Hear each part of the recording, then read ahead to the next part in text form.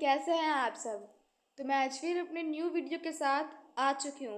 जैसा कि मैंने अपने पिछले वीडियो में आप सबसे प्रॉमिस किया था, if you will be follow me, अगर आप सब मुझे फॉलो करते हैं तो विद इन अ मंथ मैं आप लोग के थिंकिंग और स्पीकिंग स्किल्स को चेंज कर दूंगी। तो मैं आज अपनी नई वीडियो के साथ और नए टॉपिक के साथ आ चुकी हूँ। So welcome everyone. Today I will teach you. Basically English एक लैंग्वेज है कि हमें पता है। तो इंग्लिश को इजी बनाने के लिए कुछ 4 स्किल्स पे होते हैं, जैसे कि there are 4 skills for English: पढ़ना, लिखना, बोलना और सुनना। और इन सभी की अपनी अपनी एक डिफरेंट डिमांड होती है, जिनको आप इन तरीक़ों से फुलफ़िल करते हैं। So let's start. पढ़ने के लिए ज़्यादा कुछ नहीं, बट आपका शब्दों का ज्ञान होना ज़रूरी है, संसाधन का होना ज़रूरी है, और वेल प्रोनाउंसिएशन, क्योंकि प्रोनाउंसिएशन आपको आपके बोलने के अंदाज को अदा देता है, तब आपके बोलने के अंदाज में नूर लाता है। यहाँ तक कि अगर आपकी वॉइस अच्छी है तो आप बेटर स्टूडेंट भी हो सकते हैं। सो इतनी ही ज़रूरत है आपको। अब आगे हम लोग आते हैं बोलना में, ठीक है। तो बोलने के लिए बहुत ज़्यादा नहीं, लेकिन बुनियादी ज्ञान होना ज़रूरी है। तो जैसे कि हिंदी व्याकरण, ठीक वैसे ही इंग्लिश में व्याकरण है।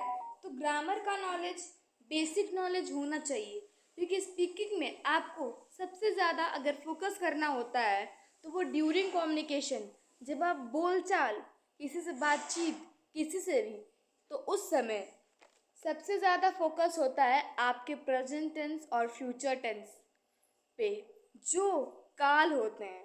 टेंस को जनरली हम लोग काल के नाम से जानते हैं, तो आपको उसके बारे में पता होना चाहिए।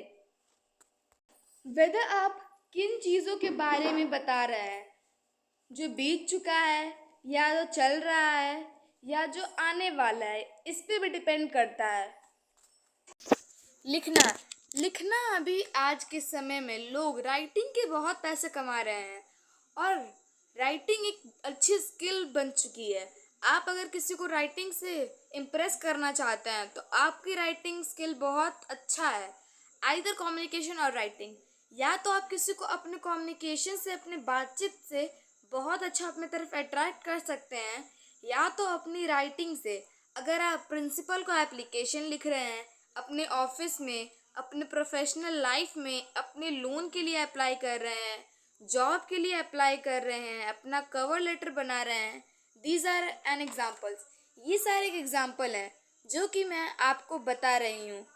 तो लिखना भी एक बहुत बड़ा कौशल है। लिखकर आपके लिखे हुए चीज़ें को लोग पढ़ते हैं तो उसे प्रभावित होते हैं, उत्साहित होते हैं। तो उसके लिए हमें व्याकरण का गहरा ज्ञान होना ज़रूरी है। बहुत ही डेप्थ नॉलेज की ज़रूरत होती है, क्योंकि वहाँ पर सिर्फ कम्युनिकेशन करके आप किसकी लिखावट पे डेप्थ नॉलेज चाहिए होता है। व्याकरण का वोकैब्युलरी, जैसे कि हमें पता है कि बोलने के लिए भी हम वोकैब्युलरी की ज़रूरत पड़ती है, और लिखने के लिए भी आपको सेंटेंस फ्रेम करना आता है। आप जानते हैं एक वाक्य कैसे बनाएं, पर क्या होगा जब आपको उस वर्ड की मतलब ही नहीं पता, आपको वो वर्ड ही नहीं आता, उसकी मीनिंग ही नहीं पता, तो आप क्या करेंगे। So you need to improve your vocabulary. So आपको अपने वोकैब्युलरी में नंबर ऑफ वर्ड्स को इंक्रीज करना बहुत ज़रूरी है।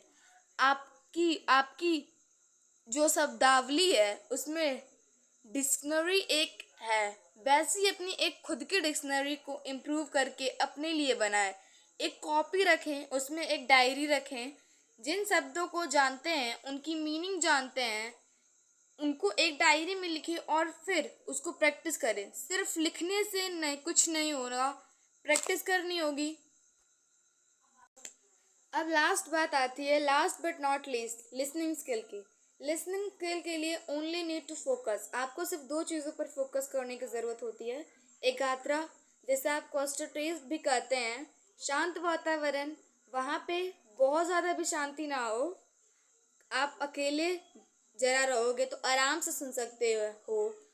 तो अपने सीखने के कौशल को बढ़ाने के लिए आपको सुनने के कौशल को बढ़ाने के लिए आपको कंसंट्रेट करना पड़ेगा और एक ऐसे इन्वायरमेंट के पास रहना होगा जहाँ की आपको नॉइज़ी ना हो, क्योंकि नॉइज़ वहाँ होगी, हल्ला हो रहा होगा, नीचे कोई नाच रहा है, कोई खेल रहा है, तो आप कंसंट्रेट नहीं कर पाओगे एंड इससे आपकी लिसनिंग कौशल ज़्यादा नहीं बढ़ेगी। So thanks for watching my video, like subscribe and share my video.